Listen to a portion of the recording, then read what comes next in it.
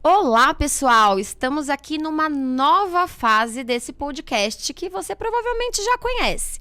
Nosso podcast mudou de nome. Agora o nome é Sou Podcast.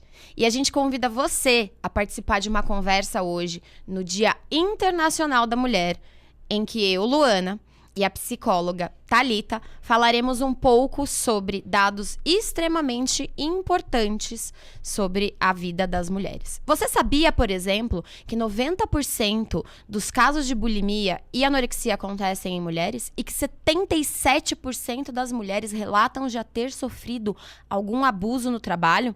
Pois é, hoje vamos falar sobre tudo isso aqui. Então fica com a gente. Oi, Thalita, tudo bem? Como você está? Tudo bem, tô muito bem. Bora começar falando sobre esse dado super alarmante de 90% das mulheres serem o número em bulimia e anorexia no nosso país? Bora. Eu acho que tem tantas camadas para falar a respeito disso, né? Porque primeiro a gente pode pensar em que corpos são esses, sabe? Que assim, existe um padrão do que é bonito, do que é o belo, e aí as mulheres precisam se colocar em situações e se comportar de acordo para ficar de acordo com esse padrão. E aí entra num processo de adoecimento físico, de adoecimento mental, que acaba, né, desenvolvendo uma bulimia. E é muito louco, assim, porque a maioria dos casos, né, dos casos que chegam na clínica para mim, são de mulheres. E, cara, ainda não chegou nenhuma mulher para mim que fala bem assim, então, eu sou super ok com o meu corpo, sabe? É super de boa para mim, não tenho nenhum conflito estético, não existe. Então, eu acho que muito desses 90% também vem como resposta dessa pressão social que a gente enfrenta, né, todos os dias. Com certeza. E é inevitável, né, a gente falar sobre isso. Recentemente a gente teve aí o lançamento do filme A Substância, que, enfim, Demi Moore foi indicada ao Oscar de melhor atriz e tudo mais. E a gente viu ali uma discussão que é muito real, o quanto o envelhecimento para a mulher, ele é um grande peso, é um grande fardo, né? Envelhecer tá totalmente relacionado com toda a baixa da produtividade de tudo que a mulher desenvolve. Então, ali na faixa entre seus 20 e poucos, 30 anos, é quando é considerado o auge da beleza feminina em pesquisas feitas com homens. E pesquisa feita com as mulheres mostram que, para elas, o auge da beleza masculina é após os 35. Então, a nossa sociedade, ela nós desde muito novos, né, pertencentes a essa sociedade, somos ensinados a isso. A mulher é jovem é bela enquanto é jovem, e o homem é belo depois que envelhece, né? E tem uma idolatria à juventude, né? O corpo novo, a pele cheia de colágeno, que é maravilhoso, né? A gente não pode negar. Um colágeno é bom, faz parte. Mas, ao mesmo tempo, existe essa cobrança de que você precisa, então, recuperar esse colágeno. Você precisa, então, recuperar essa juventude. E aí você se coloca em situações, você faz procedimentos, tá o tempo todo, sabe, buscando tentando frear algo que é tão natural, que é o envelhecimento, né? Então, e pra gente funciona de uma forma muito diferente, né? Então, o cara vai ficando grisalho, vai ficando mais bonito, vai ficando mais maduro, porque a adolescência do homem é depois dos 40, não sei, porque tá só aumentando, né? Essa adolescência aí. Só piora. Não me lembro. Mas tem isso, e pra gente não, tá declinando, a mulher tá perdendo óvulos que são possíveis para poder fertilizar uma criança, então tá perdendo sua juventude e a beleza do corpo.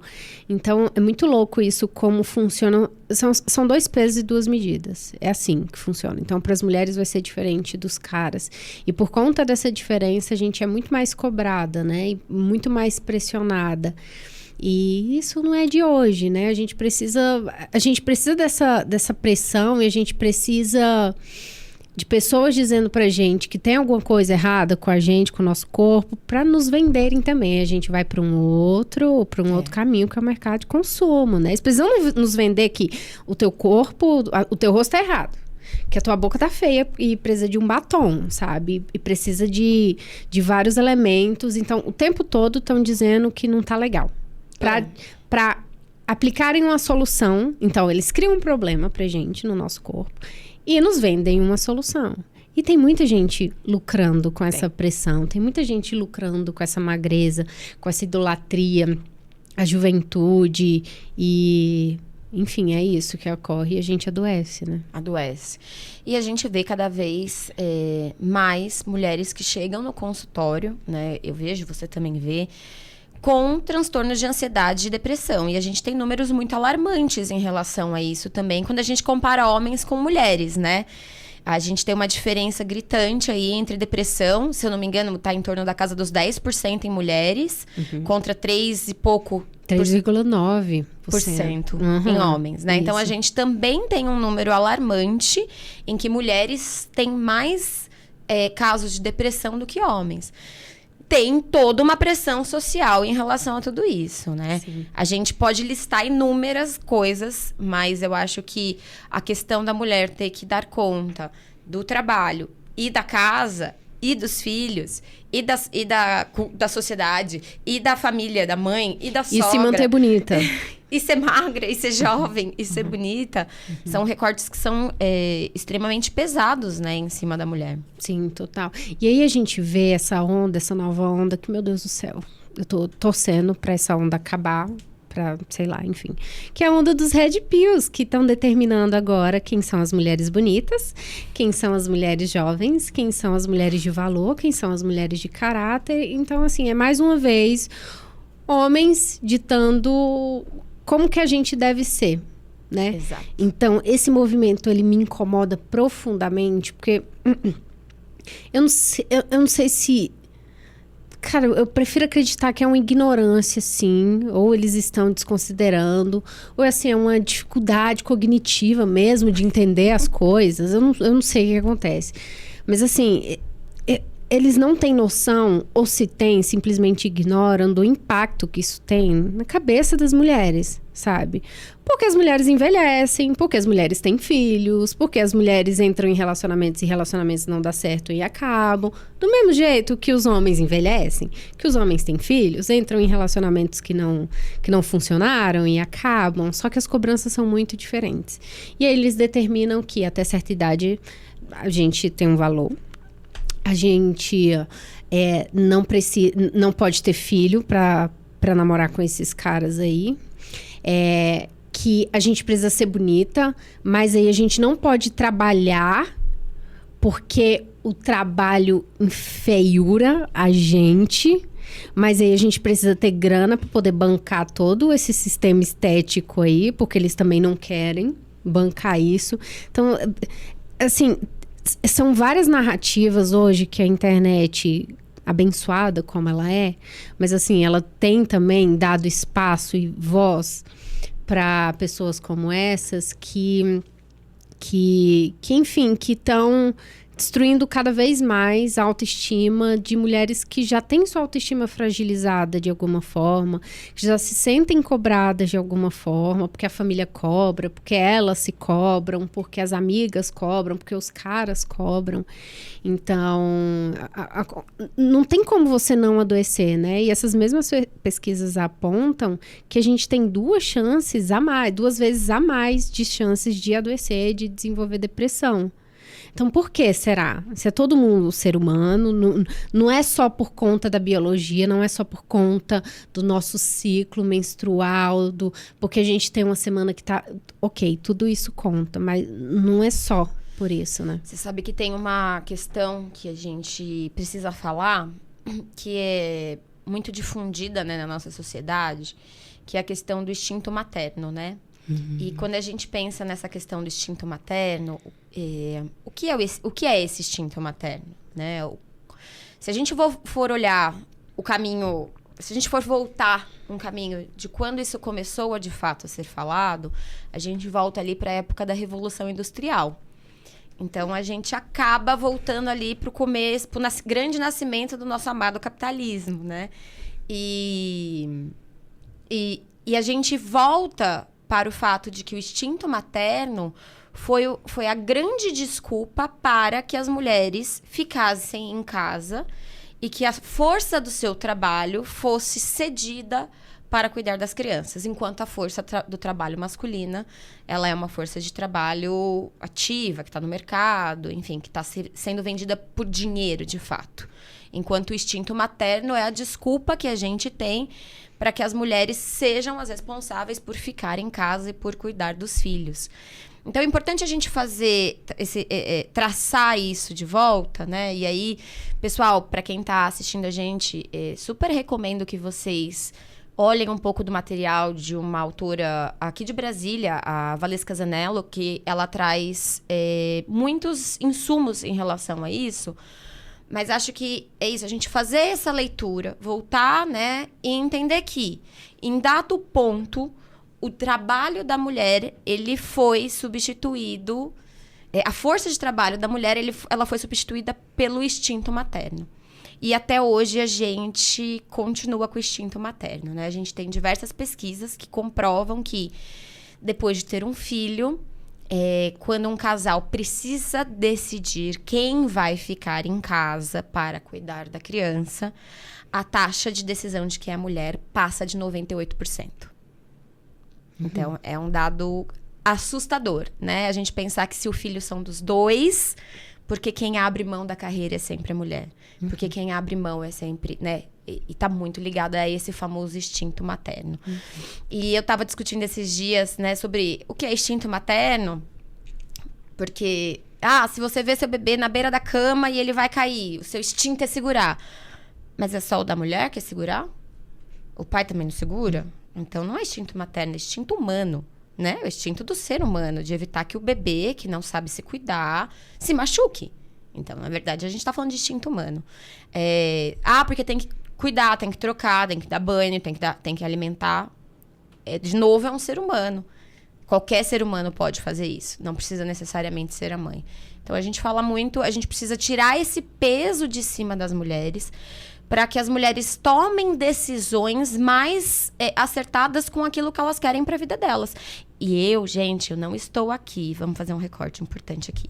Eu não estou aqui para dizer que você, mulher, não pode ficar em casa e cuidar dos seus filhos. Você pode, se você quiser. Mas você também pode ir e trabalhar. É para tirar essa culpa que nos adoece, que a gente fala sobre esse assunto. E a gente trabalha para que a mulher tenha poder de decisão, né? Ela possa decidir, então, em comum acordo, distribuir as responsabilidades. Um vai lá ganhar o dinheiro e outra ficar com as atividades da casa e dos filhos. E uma coisa que você falou que é muito interessante, que junto com esse lance do instinto materno, é que veio o fato de que, assim... É uma mão de obra barata, né? Você não precisa pagar a mulher para ser dona de casa, para cuidar da sua casa, para lavar sua roupa, para passar sua roupa, para limpar sua casa, para lavar suas louças, para fazer sua comida, para cuidar da sua criança. Você vai fazer isso, botar na ponta do lápis e contratar pessoas? Você vai contratar uma babá. Vai contratar uma diarista ou uma pessoa para trabalhar. Sai muito caro. Mas aí, quando tem uma mulher que então decide cuidar das atividades da casa e cuidar dessa criança então em tempo integral, não é considerado trabalho. Já parou para pensar nisso? Sim. Ela tá cuidando do filho, ela tá cuidando da... É um puta de um trabalho. Pode falar palavrão aqui? Pode falar. Pode falar? Então tá certo. É um puta de um trabalho. É cansativo. Trabalho de casa não acaba nunca. Você lava uma louça agora, daqui a 10 minutos tem louça de novo. Tem louça. Quando a mãe... E a roupa? A roupa não acaba. Meu Deus do céu, pelo amor de Deus. Aí a mãe que fica por conta, trabalha 24/7. Ela não tem folga. E aí, quando se tem as folgas, quando tem a viagem, essa mãe ainda é responsável por cuidar da criança. Às vezes, num rolê que vai, sei lá, para uma atividade em família em que não vão sair para restaurantes. Todo mundo vai comer em casa, sabe? Ou no lugar. Quem vai fazer a comida? Ela vai lá na hora da folga dela, na hora do descanso. Essa mulher tá trabalhando também. Então, ela não tem folga e ela não pode reclamar. Isso é muito louco, assim. O que eu vejo atendendo essas mulheres, o que eu vejo, assim... diante das amigas que são mães também, principalmente quando você é uma mulher que se torna mãe. É como se você fosse desautorizada a reclamar. Você não pode reclamar do seu filho, você não pode reclamar da sua casa, você não pode reclamar que você está cansada, você não pode reclamar que a vida está difícil. Não, porque você escolheu. Porque não foi você que escolheu. Mas aí, no momento que essa mulher, então, decide engravidar, toda a rede de apoio...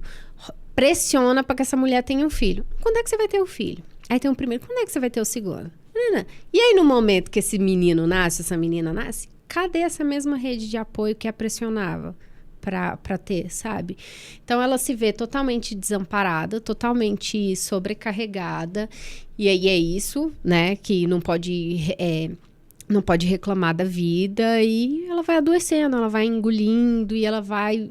sabe, acontece como se fosse uma implosão, né? Ela explode ali por dentro e ela adoece e tanto que os casos, assim, das doenças autoimunes em mulheres são extraordinários, né? São muito por conta disso, porque a gente engole muito sapo, a gente engole muito das emoções, porque a gente precisa ficar alerta ao tempo todo às necessidades das outras pessoas, a gente precisa estar alerta à necessidade de filho, do companheiro, do familiar que está adoecendo, dos pais que estão envelhecendo, do familiar que está no hospital. E quem dá conta de todo mundo, sabe? Geralmente é uma mulher.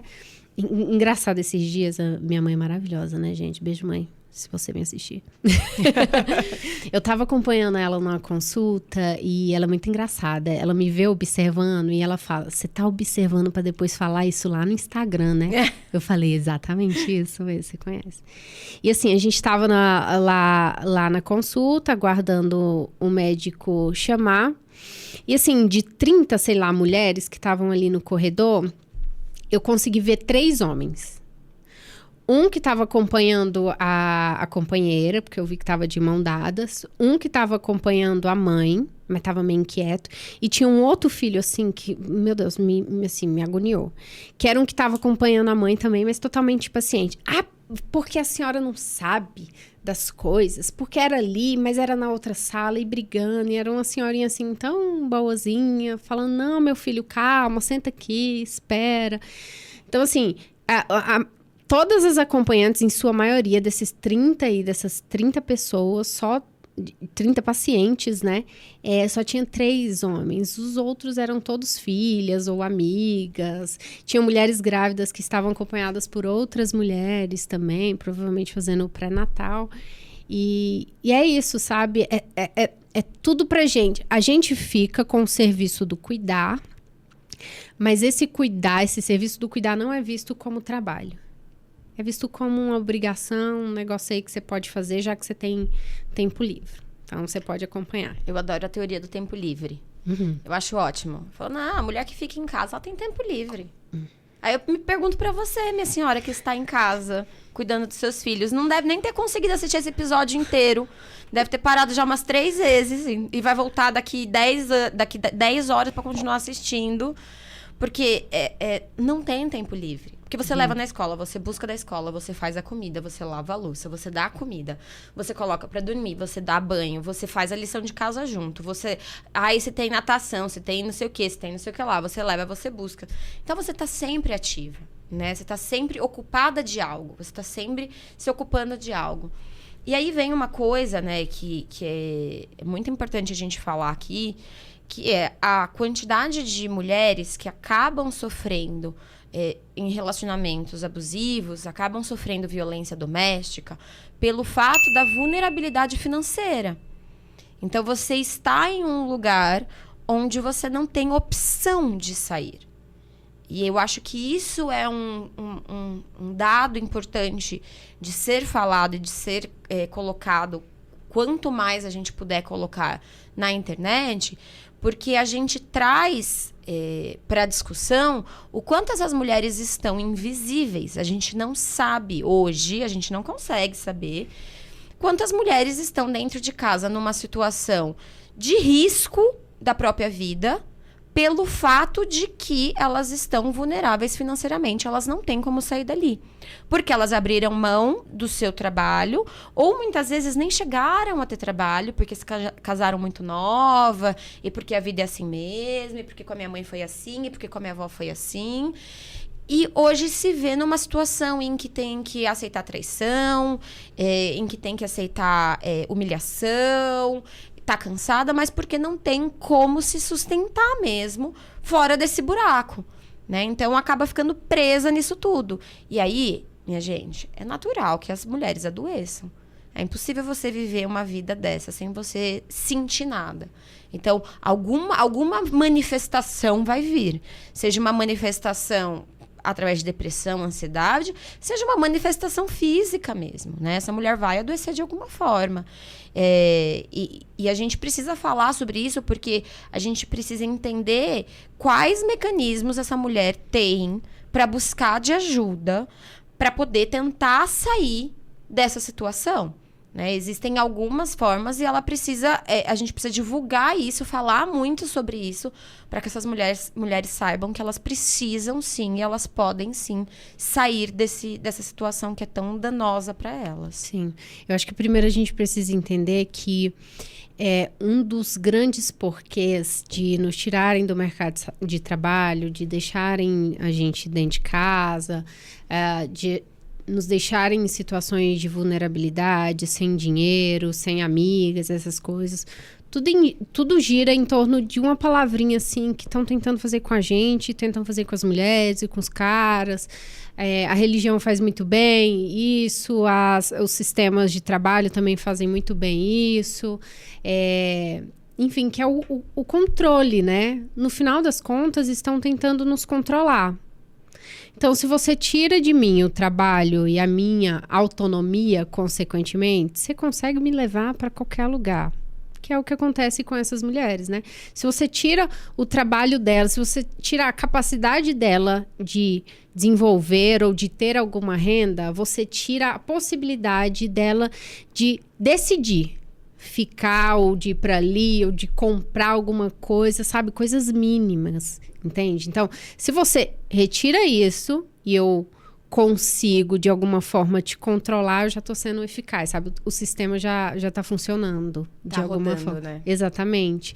Então, é isso. Eu sou do tipo de que eu acho sim que a gente deve ter o direito de escolher estar em casa, cuidando e fazendo as tarefas, mas ao mesmo tempo a gente precisa estar ciente das consequências disso. Do mesmo jeito que se você escolhe, então, sei lá, deixar o filho na creche, enfim, você podendo, tem lá as suas consequências emocionais, a criança vai ter que lidar com isso do mesmo jeito que quando você escolhe sair do mercado de trabalho, você tem, mas mais do que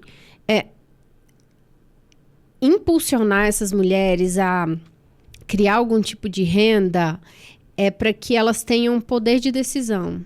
É isso.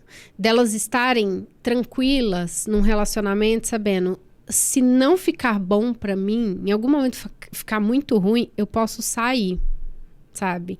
E óbvio que acontece muito isso que você falou, então a gente... Né? A galera coloca as mulheres nessas situações de vulnerabilidades e fazem com que elas fiquem presas àquele ciclo, né? E isso está muito relacionado também a relacionamentos tóxicos. Não só tóxicos, mas assim, mais.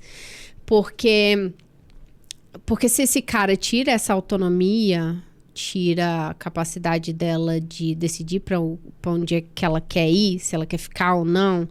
É mais fácil dele controlar, é mais fácil dele violentá-la de alguma forma também, para exercer esse poder que ele acha que tem sobre essa outra pessoa, né? Eu acho que no final das contas essa roda vai parar no poder e no controle que os homens querem ter sobre a gente, e aí a violência vem dessa forma, porque nem sempre a gente vai ceder, sabe? Porque a gente precisa resistir de alguma forma. Tem uma vida que pulsa, a gente quer ser feliz, a gente quer ser amada, e às vezes a gente vai lutar por isso, a gente vai achar ruim que falem grosso com a gente vai achar ruim se derem na nossa cara, e a gente vai lutar contra isso. Mas é isso. Você estava falando do que mesmo? Das possibilidades, dos caminhos, né? Os caminhos. Da gente pensar, né, em quais são as possibilidades e caminhos que essa mulher tem para não estar totalmente vulnerável dentro desse relacionamento. Primeiro, fazer amizade. faça amizade. Rede de apoio. Rede de apoio, exatamente. Tem uma amiga, sabe? Vai visitar sua mãe, vai visitar a tia, vai visitar a prima, vai visitar, sei lá, seus colegas, faz aquela ligação, manda mensagem no WhatsApp, vamos almoçar, pelo amor de Deus. Porque a mulher, quanto mais sozinha, mais vulnerável ela fica, sabe? Sim. Né? E é uma coisa que, se a gente parar pra pensar, o quanto... Se a gente voltar, né? A gente voltar aqui no tempo. As nossas avós, basicamente, elas não trabalhavam, né? Eu já tô aqui na faixa dos 35. Então, a minha avó, hoje, se a minha avó fosse viva, ela teria 93. Né, era o comum que a mulher não trabalhasse. Ela teve os filhos, ficou em casa, tudo mais. Mas as mulheres tinham uma rede de apoio muito forte.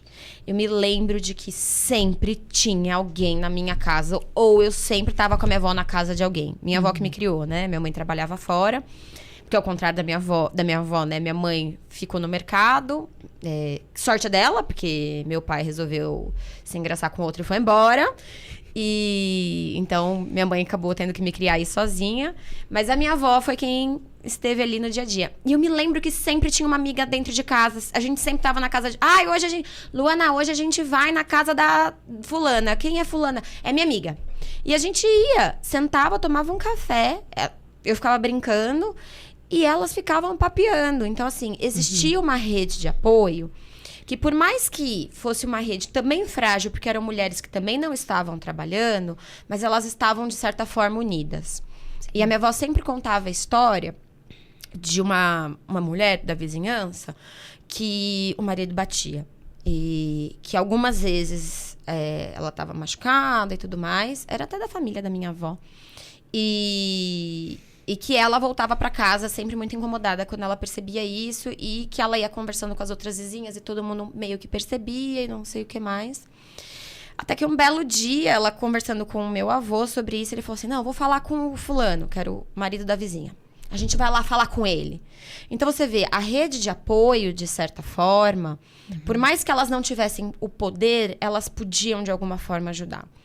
E, no final das contas, esse... que batia nela, enfim, acabou sendo pressionado pelos outros vizinhos e foi embora, caiu no mundo, ela ficou sozinha. E ela teve a ajuda de toda a vizinhança para terminar de criar os filhos.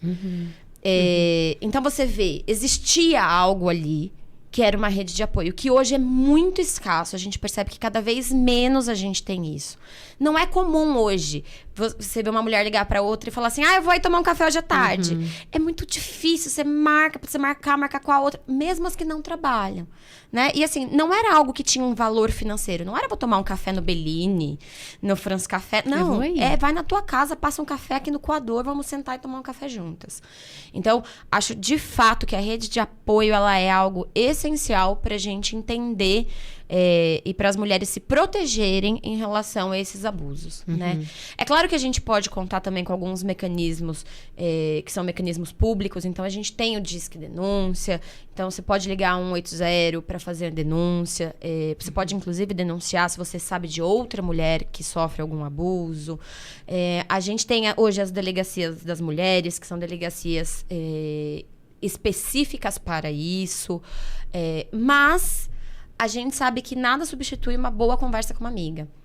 E quantas vezes a gente, em uma conversa com uma amiga, a gente percebe que a gente tá num caminho dentro de um relacionamento que não é tão bom, porque a sua amiga olhou pra você com uma cara assim, tipo, hã? Tá certo isso não. Tá certo isso não? Como é que ele falou isso pra você? E aí você fala, é mesmo? Como é que ele falou isso pra mim? Que absurdo! E aí você começa a perceber esses sinais, né? Sim.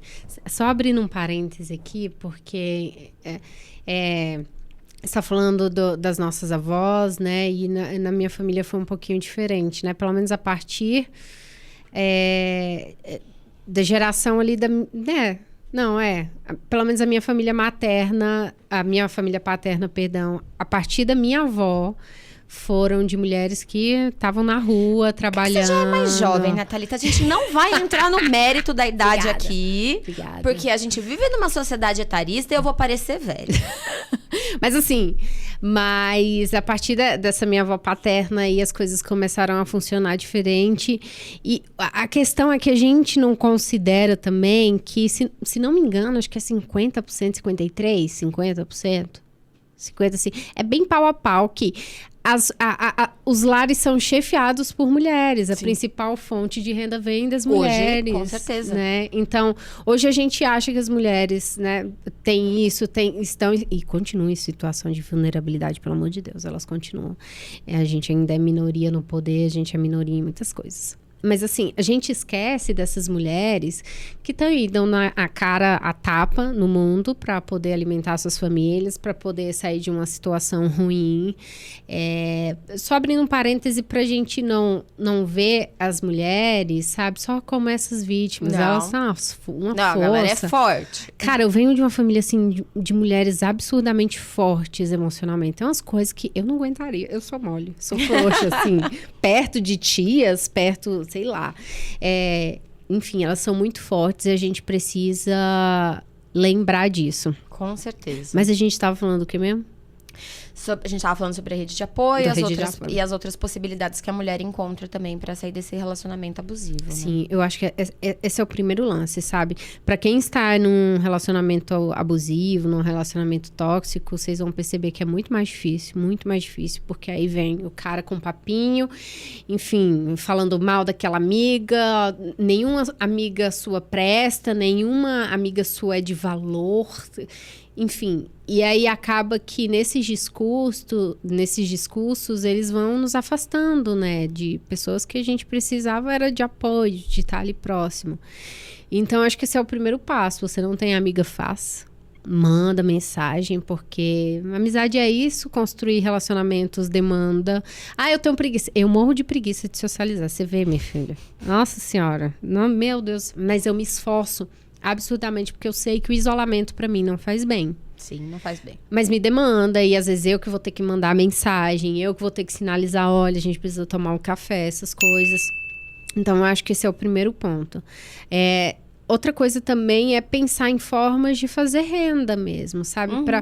Para que, por mais que você dependa totalmente de um companheiro, né? Pensando nas relações heterossexuais aí, para que você não dependa totalmente, para que você consiga ter autonomia, sei lá, para você comprar um batom da Avon, se você quiser, sem ter que estar perguntando. Porque, meu Deus do céu, assim, muitas das reclamações que eu escuto das mulheres que são dependentes, assim, eu tenho que explicar tudo, sabe? Se eu comprar um absorvente, eu preciso dar conta disso. Então, assim, o mínimo de autonomia eu acho que já dá para ser feito, sabe? E aí, aos pouquinhos, você vai desenvolvendo. E outro lance também de você entrar, de alguma forma, no mercado de trabalho, mesmo que você faça renda dentro de casa, assim, através da internet, é que você começa a conversar com outras pessoas. Isso abre, assim, o seu campo de visão do mundo, de possibilidades. Você tem assunto, você desenvolve outros repertórios. Então, você não conversa só sobre as coisas da casa, que também são importantes. Não conversa só sobre os filhos, que também é importante. Mas você abre a visão para considerar todo o cenário, sabe? Do mundo que está acontecendo fora, assim, do portão de casa ou da porta do condomínio. Sim. Então, isso nos torna muito mais fortes e menos vulneráveis e, consequentemente, menos manipuláveis também. Porque como a gente tem mais acesso à informação, mais acesso a tantas coisas, não é tudo que vão dizer pra gente que a gente vai acreditar. Então, você sabe, se um cara, pensando num cara manipulador, vier com um papinho ali, com um discurso, e a gente tem, de alguma forma, acesso àquele conteúdo que não é verídico. E a gente sabe, a gente consegue fugir. Exato. Já dessa pessoa e se afastar por conta de conhecimento, assim, das coisas, o básico da vida. E assim, entender também... Eu gosto de pensar e de falar para as mulheres que passam por mim que é importante a gente, de tempos em tempos, fazer uma reflexão sobre o relacionamento que a gente está. E colocar realmente na balança o que está acontecendo nesse momento no meu relacionamento. Não existe, gente, o conto de fadas, não existe o relacionamento perfeito, em que todo mundo é feliz 100% do tempo. Isso não é real. Porque as pessoas têm momentos, as pessoas têm sentimentos, as pessoas têm formas de agir que são diferentes dentro de casa. Eu sou super bagunceira, meu esposo é super organizado, quer ver ele doido eu deixar o sapato no meio da sala. Fica maluco da cabeça, assim. E acontece às vezes, acontece às vezes. Então, assim, não existe um relacionamento perfeito. Mas é importante colocar na balança o quanto esse relacionamento, ele tá sendo um problema pra você e pra sua vida. Então, se você tá vivendo hoje um relacionamento em que você tem medo do que pode acontecer, sim, em que você sente uma tensão constante no ar. Medo da reação, né? Como é que ele vai reagir se eu falar isso daqui? Se eu fizer isso, vai gerar aquilo. Se eu fizer aquilo, vai gerar outra coisa.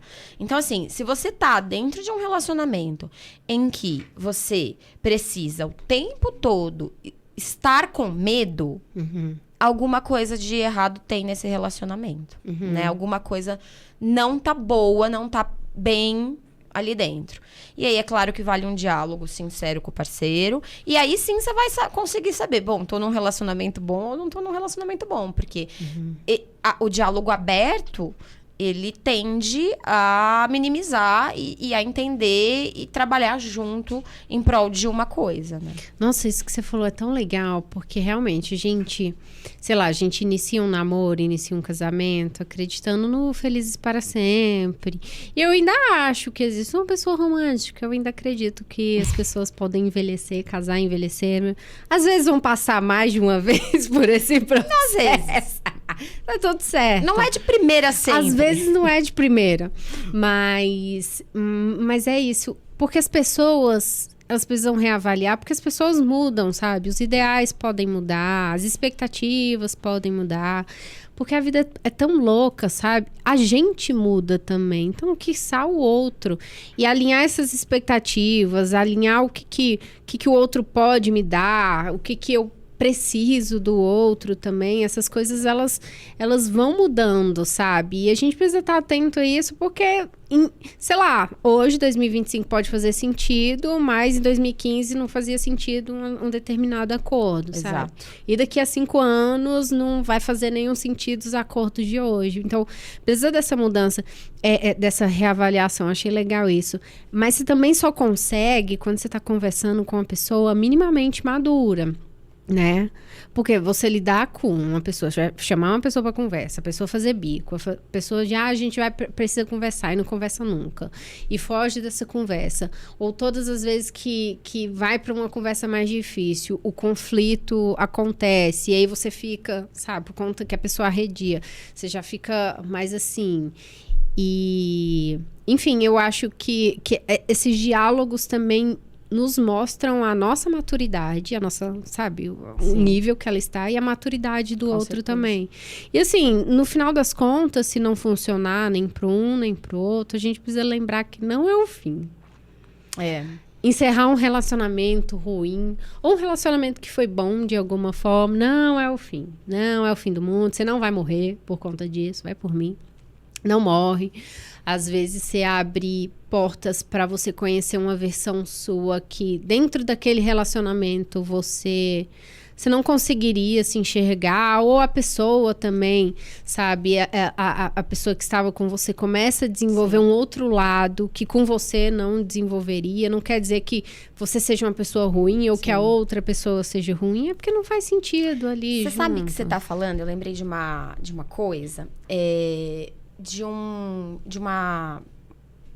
conversando com uma colega que também faz atendimento, ela estava me contando de um caso de um rapaz que ela atende, que ligou, que falou, na sessão falou para ela assim, falou assim, nossa, doutora, a minha ex de 8 anos, que já terminou faz 8 anos, me ligou essa semana, falando que ela precisa conversar comigo, porque ela precisa pôr alguns pontos finais no nosso relacionamento.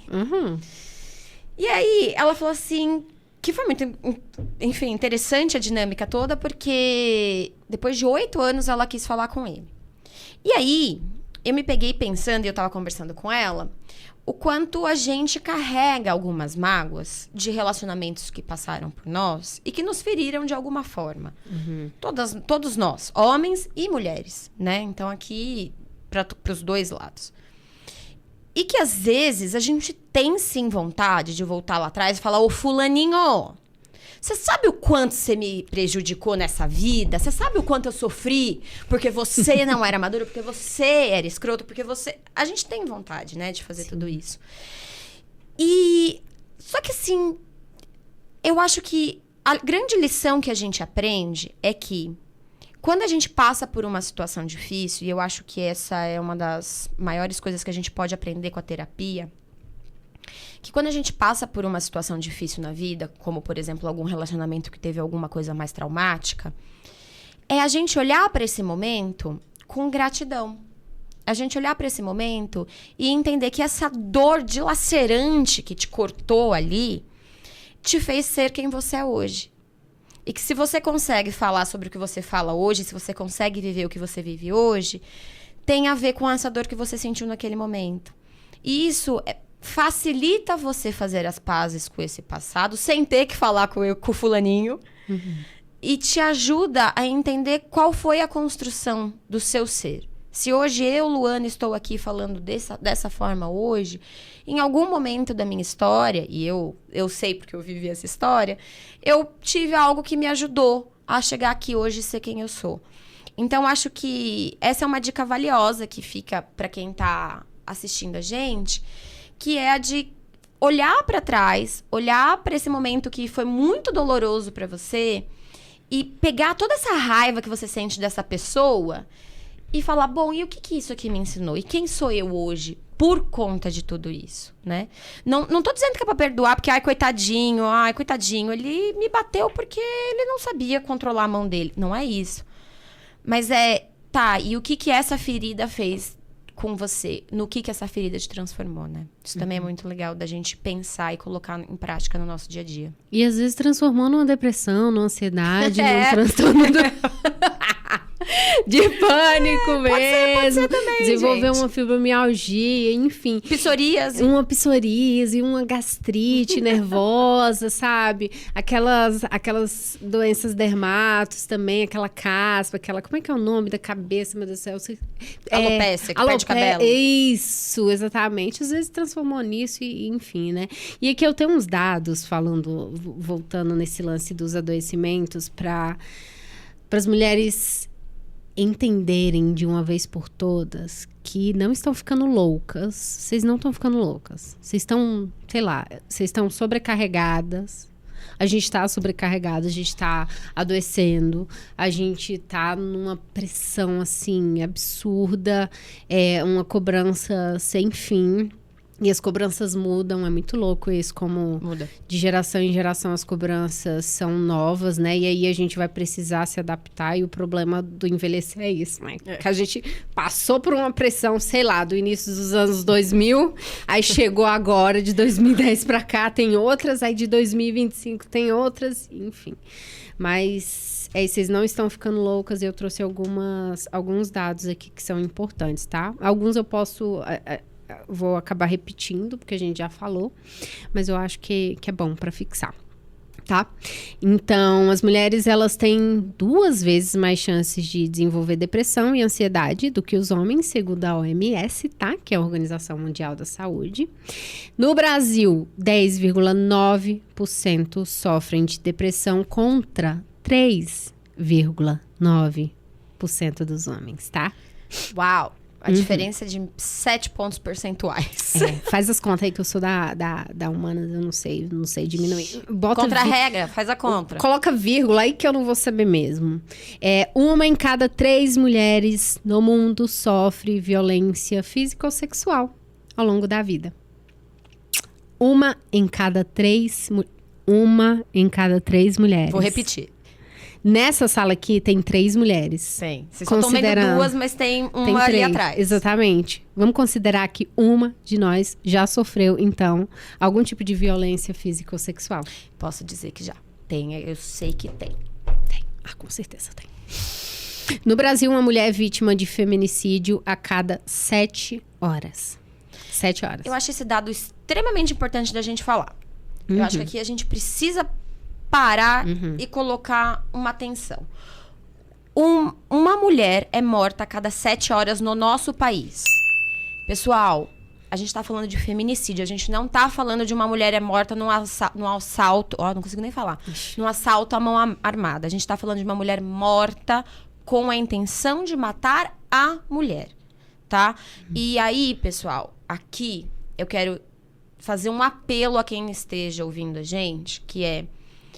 Se você sabe de uma mulher que sofre violência física, esquece aquele ditado popular de que entre marido e mulher ninguém mete a colher. Mete a colher, mete a faca, mete a polícia. Mete a polícia. Porque, gente, as mulheres precisam de ajuda quando elas estão nesse momento, nessa situação. Eu conheço casos, muitos, não, eu queria que fosse um só, mas não é um só. A gente que lida com pessoas, a gente vê muito.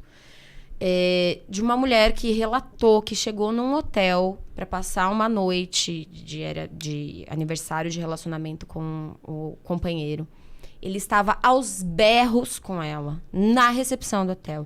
E fizeram a ficha deles. E ela subiu pro quarto com eles. Ele passou a noite aos berros no quarto de hotel. E ninguém chamou a polícia. Ninguém fez nada. Ninguém bateu na porta para perguntar se ela estava bem. Sorte que ela conseguiu passar por essa noite e sair dali. Mas e se não conseguisse? Então, pessoal... Uma mulher é morta a cada 7 horas. A gente precisa, sim, denunciar quando a gente vê esse tipo de situação. Ah, mas eu tô ali sozinha, eu não vou entrar na briga. Não precisa entrar. Chama a polícia. Mas... Anônimo, faz denúncia anônimo. Fala, eu tô aqui no hotel tal, tem uma pessoa gritando com uma mulher. É importantíssimo.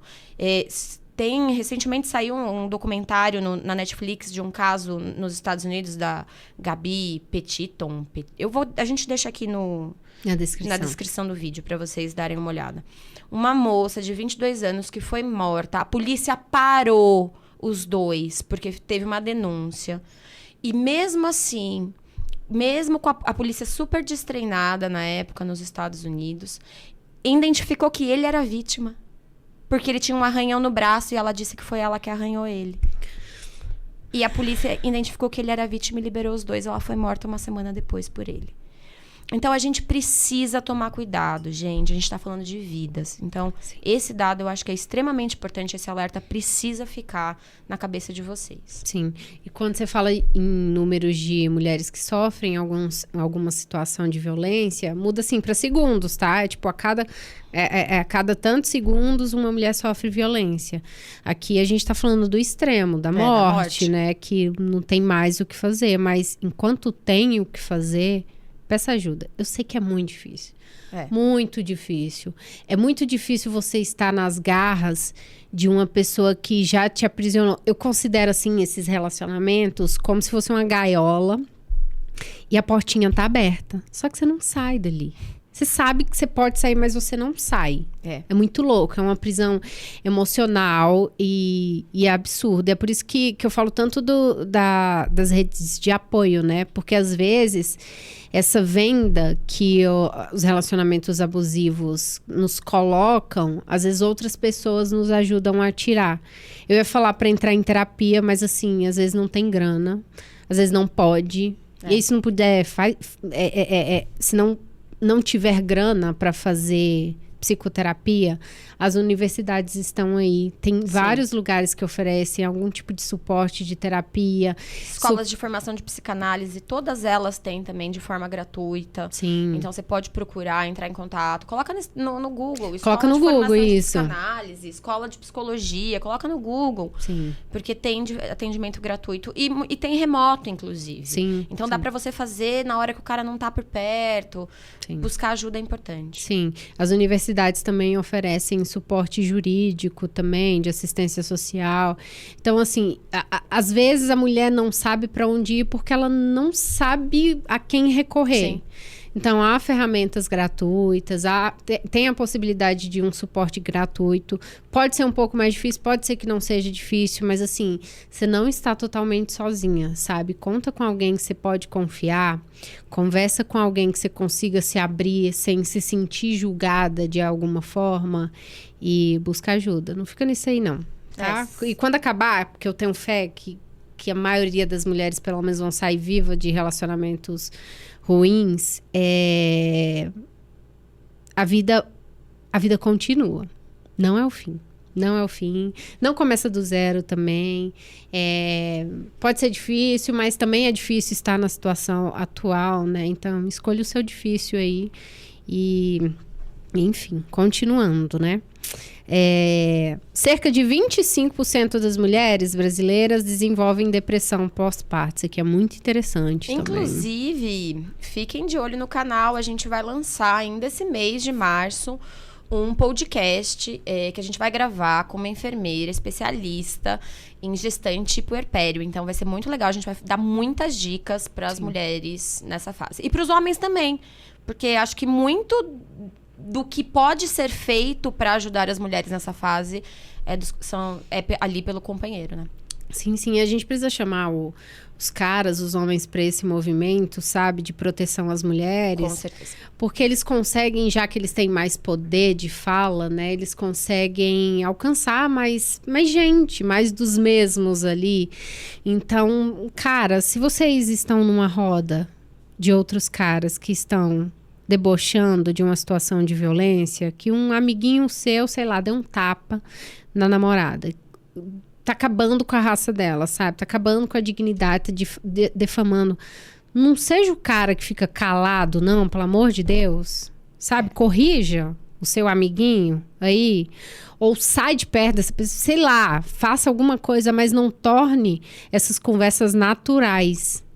Porque se você faz isso, você está sendo conivente com a violência. Se esse mesmo cara que chega falando e rindo que deu um tapa na cara da mulher da namorada, você não falou nada, e essa namorada morre, saiba que tem um dedinho seu aí nessa morte também, tá? Super importante. E, inclusive, também teremos muito em breve o lançamento de um podcast com um terapeuta homem que trabalha muito com os homens e que fala muito sobre essa relação da masculinidade, principalmente sobre essa questão da famosa casa dos homens, o que é isso, como essa dinâmica se dá. Então, também fiquem de olho, o psicanalista junguiano David, logo a gente vai lançar também. A casa dos homens, Deus abençoe Valesca Zanella. Amém. Amém. Eu vou pôr uma foto dela aqui e a gente vai começar a rezar pra ela também. Maravilhosa, meu Deus do céu. Continuando também, né? 70% das mães relatam sintomas de baby blues, como tristeza, irritabilidade, nos primeiros dias após o parto, né? O baby blues acontece ali, sei lá, os primeiros dias, as primeiras semanas pós a gestação, e tem muita oscilação de humor, tem muita tristeza, tem muita irritabilidade, e aí pode desencadear uma depressão pós-parto, mas assim, é muito, muito, muito comum. A pesquisa está mostrando aqui 70% dos casos, né? E assim, se essa mulher não for bem cuidada, não for bem assistida, né? Sim. Pode piorar. E aí, enfim, é uma reação em cadeia, em que ela piora e que o neném pode ser afetado, enfim. 90%, continuando, 90% dos casos de anorexia e bulimia ocorrem em mulheres, que foi o que a gente falou no início do nosso podcast, né? 90% dos casos de anorexia e bulimia estão relacionados a mulheres, né? Então, é aquilo que a gente já conversou. Mulheres dedicam... Isso aqui é muito bom. Ai, meu Deus. Não sei se eu tô pronta. Mulheres dedicam 21,4 horas por semana em tarefas domésticas. Quase um dia inteiro só de tarefa doméstica. Enquanto os homens... Isso aqui é muito bom. Isso aqui é dados do IBGE, tá? Enquanto homens dedicam 11 horas... Eu acho que não é 11 horas... Não é isso tudo. É que tá contando o tempo que ele passou sentado no banheiro. Às vezes é isso. Ou o tempo, assim, de tirou o lixo e vai colocar na... Porque não é possível. Não é isso tudo aqui, gente. Na maioria dos lares, tem um ou outro... Talvez o aumento, essas horas aqui, seja de homens que moram sozinhos. Não, e pode ser também que tá contando aí os homens que de fato se responsabilizam pela casa. Tomara. Tem alguns que sim fazem isso, né? Um ou outro. Tem verdade. Tem uns que são mais até. É porque alguns homens, eles entendem que moram na casa, né? Menina, você tem que ver, é uma coisa incrível. A barra é tão baixa... que quando o cara, ele se digna, entendeu? A tirar o lixo, você fala assim, nossa, arrasou, esse aí eu quero casar com ele. Lavar uma louça. Não, você fala, eu vou casar com esse. difícil, tá? Tá insalubre, difícil, tá tá insalubre. difícil, pessoal. Cara, isso aqui é muito interessante. Mulheres negras, cara, tem 50% mais chance de desenvolver transtornos de ansiedade em comparação com mulheres brancas, tá? 50%. Acho que aqui, de novo, né, a gente entra num fator econômico também da nossa sociedade, né? Super excludente, né? A gente sabe que o número de mães solos é gigante, de mães solos pretas é assustadoramente maior. E o quanto a gente marginaliza essas mulheres, né? Então, assim, quando a gente... E aí, gente, outra dica que vai aqui na nossa descrição, um livro maravilhoso da Angela Davis, em que ela fala sobre isso. Quando a gente fala de feminismo, a gente tem aí consideradas três ondas do feminismo. E a primeira onda sequer cita mulheres negras, né? Sim. Ela é feita por mulheres brancas da classe média alta, querendo seus direitos. E a gente precisa unir forças. As mulheres negras precisam ser ouvidas, porque quando a gente fala de feminismo, a gente ainda fala muito de mulheres brancas. A gente precisa ouvir as mulheres negras. A gente vai ter em breve aqui no nosso podcast também um episódio muito especial sobre isso. Belíssimo. Vai ser lindo, tenho certeza. E pra gente encerrar, os dados, né? 30% das mulheres acima de 60 anos relatam sentir solidão frequentemente.